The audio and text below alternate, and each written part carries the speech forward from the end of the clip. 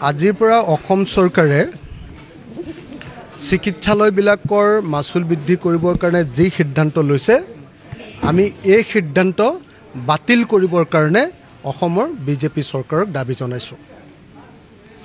হিমন্ত বিশ্ব শৰ্মাই অসমৰ ৰাজনীতিৰ আটাইতকৈ দীঘলীয়া কালৰ স্বাস্থ্যমন্ত্ৰী আছিল আৰু এতিয়াও তেখেত স্বাস্থ্যমন্ত্ৰী।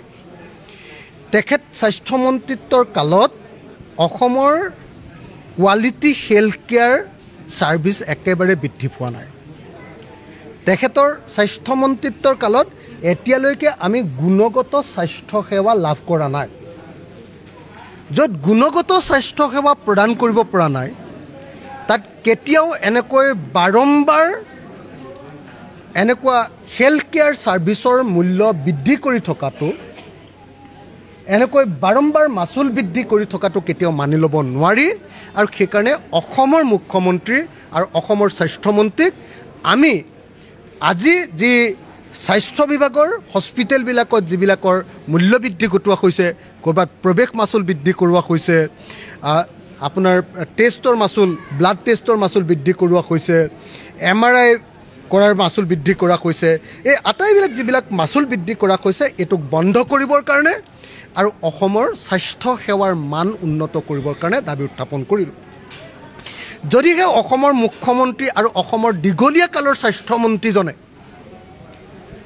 এনেকৈ অবৈধভাৱে আৰোপ কৰি দিয়া, অসমৰ জনগণৰ ওপৰত আৰোপ কৰি দিয়া এনেকুৱা স্বাস্থ্য সেৱাৰ মাচুল হ্ৰাস নকৰে, মাচুল বৃদ্ধি কৰাটো বন্ধ নকৰে, তেতিয়াহ'লে সমগ্ৰ অসমৰ ৰাইজক আমি ইয়াৰ বিৰুদ্ধে প্ৰতিবাদ সাব্যস্ত কৰিবৰ কাৰণে আৰু ইয়াৰ বিৰুদ্ধে জনমত গঠন কৰিবৰ কাৰণে আহ্বান জনাইছোঁ।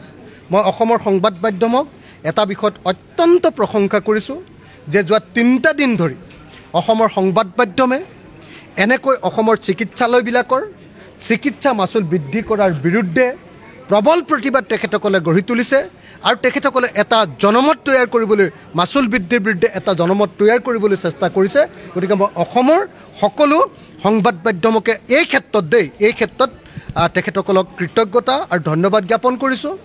যি সময়ত অসমৰ সকলো বস্তুৰ দাম বাঢ়িছে, যি সময়ত অসমে টেক্স টেৰৰিজিমত থাকিব নোৱাৰা হৈ গৈছে, কৰৰ সন্ত্ৰাসত, GSTৰ সন্ত্ৰাসত মানুহ জীয়াই থাকিব নোৱাৰা পৰিৱেশ হৈছে, অসমৰ মানুহ বাহিৰলৈ ওলালে, মটৰচাইকেলখন লৈ বাহিৰলৈ ওলালেই এতিয়া হিমন্ত বিশ্ব শৰ্মাৰ বাহিনীয়ে জাপ মাৰি 10,000 টকা ফাইন কৰে।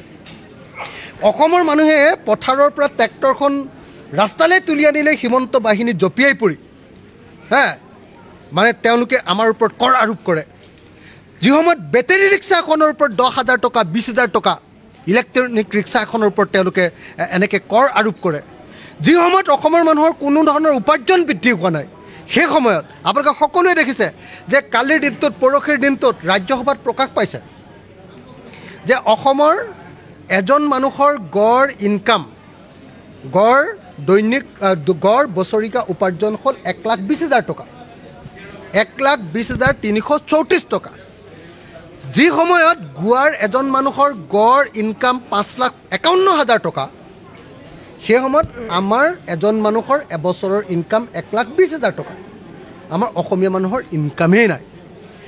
আমি গোটেই ভাৰতবৰ্ষৰ 28খন ৰাজ্যৰ ভিতৰত তলফালৰ পৰা 5 নম্বৰ ৰাজ্য, আমাৰ অৱস্থা নাই। সেই সময়ত আমাৰ ৰাজ্যখনৰ চিকিৎসা মাচুল গোটেই ভাৰতবৰ্ষৰ ভিতৰতে আটাইতকৈ বেছি।